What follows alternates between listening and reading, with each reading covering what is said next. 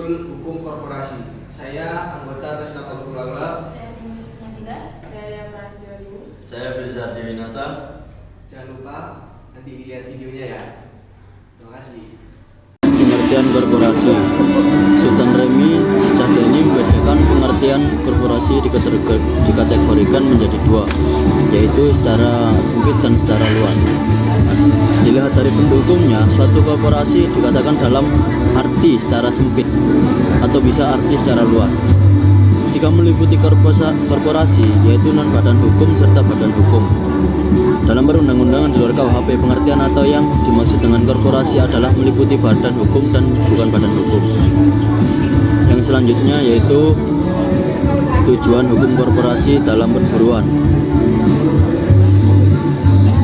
Tujuan hukum korporasi dalam perburuan yaitu pembangunan nasional dilaksanakan dalam rangka pembangunan manusia Indonesia seutuhnya dan pembangunan masyarakat yang sejahtera, adil, makmur yang berdasarkan Pancasila UUD 1945, sebagaimana juga tujuan hukum bisnis. Dalam konteks perburuan, hukum korporasi memiliki beberapa tujuan utama yang dimaksudkan untuk memformalisasi hubungan antara perusahaan atau korporasi bersama karyawan atau pekerja. Berikut tujuan terkait. Yang pertama, melindungi hak dan kepentingan pekerja, yaitu tujuan utama doktrin hukum Korea sehubungan dengan penganiayaan, melindungi hak dan kepentingan pekerja. Yang kedua, mendorong hubungan industrial yang harmonis. Tujuan ini untuk mempromosikan hubungan harmonis antara perusahaan dan karyawan. Yang ketiga, mendapatkan keamanan dan kesejahteraan pekerja.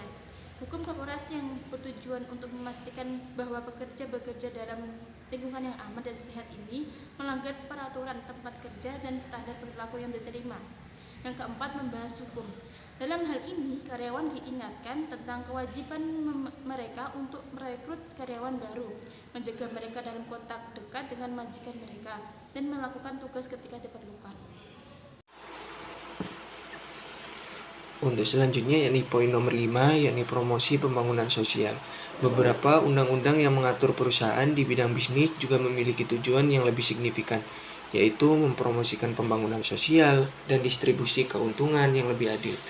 Ini dapat melemahkan persyaratan hukum minimum dan memberi lebih banyak karyawan senior perlindungan sosial. Perlindungan hukum bagi pekerja yang di PHK karena adanya perubahan di perusahaan tersebut. Nah, untuk contoh kasus hukum korporasi di Indonesia, yakni saya mengambil contoh di kasus PT Prima Makmur Batam dalam kasus perusakan alam.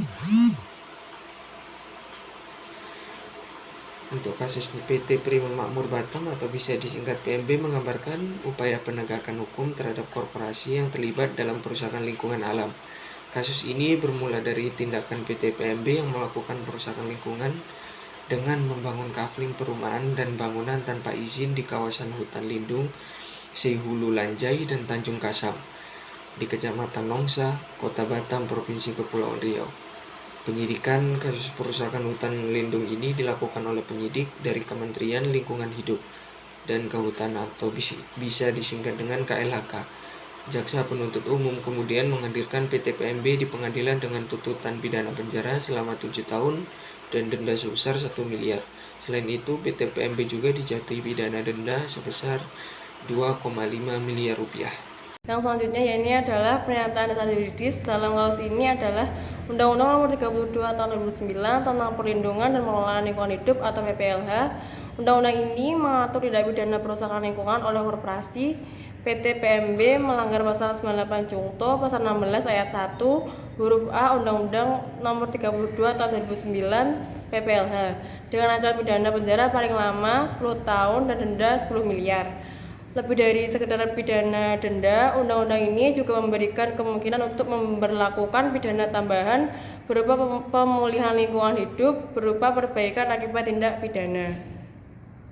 Kasus ini menggarisbawahi pentingnya perlindungan lingkungan hidup dan tindakan tegas terhadap korporasi yang melanggar hukum dalam hal ini.